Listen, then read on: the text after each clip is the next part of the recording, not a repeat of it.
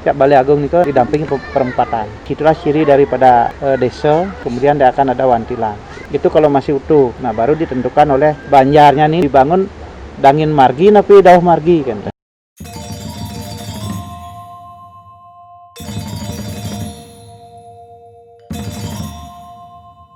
Nah, yang melanjutkan mungkin Pak D, apa sih tabanan itu? Kalau tabanan secara administratif kan ampun diketahui betul nggak? Yeah. Kalau secara spiritnya nih kok memang tabanan ke pertama dari diksi. Diksi tabanan, kemudian ke apa menyebabkan ada kata tabanan. Kemudian lihat landscaping-nya.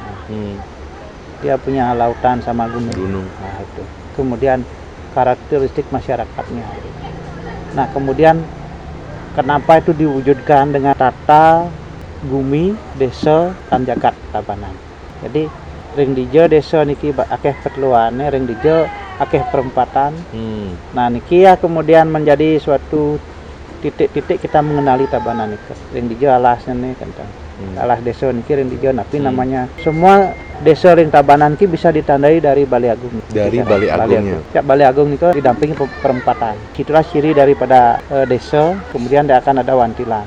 Itu kalau masih utuh. Nah, baru ditentukan oleh banjarnya nih dibangun dangin margi tapi dauh margi kan. Nah, kalau ini dirubah-rubah, kita akan mengalami layer-layer yang kabur. Kalau mau mencari apa sih itu tabanan. Jadi cara yang melacaknya itu lewat situs dan ritus. Juga diksi. Karena diksi ini akan terkait dengan aksaranya. Pemulaan daripada gumi desa dan jagat tabanan. Itu yang ada dalam spirit dan adat. Kan ini yang bertumbuh lebih lama sebelum bernegara. Nah, setelah bernegara, tumbuhlah juga desa-desa dinas. Tinggal terjadi irisan. Adanya irisan ini, kemudian lagi layer berikutnya yang mengaburkan. Nah, daerah-daerah konflik itu adalah daerah irisan antara di daerah-daerah tabanan yang rawan konflik. Karena kita bicara khusus tentang tabanan, ini ada daerah irisan. Satu dia wilayah adat, satu dia wilayah dinas. Apalagi ada pemekaran. Jadi dinasnya dia di sana, wilayah adatnya di sini. Nah, ngeceknya bejinya pasti siki, setronnya siki kan. Dan kira kadang-kadang menjadi sesuatu konflik yang gampang sekali dimasukin ya ketika akarnya tidak diketahui. Nah, masalahnya kan kalau tiang lihat dari Pak Heri ini kan sedang mencari akar lewat tiang, seandainya tiang punya itu kan gitu.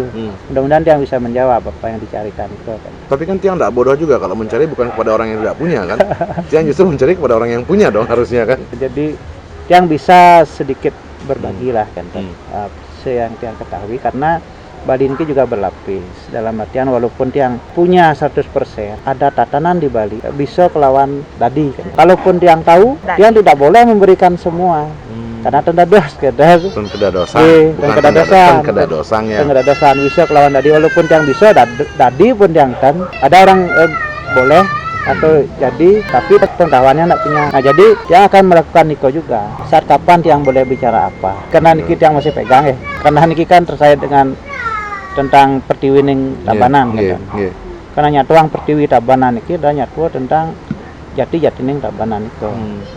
Nah, nanti niki akan terkait juga duit-duit petara, kemudian juga tentang bumi desa lan jagat. Jadi pertanyaannya memang sederhana tapi konteksnya akan banyak niki. Nah, niki bisa dia akan berwujud sebagai kebudayaan yang sifatnya gerak, kidung, tarian, wujud-wujud daripada gamelan juga wujud daripada bangunan-bangunan gitu.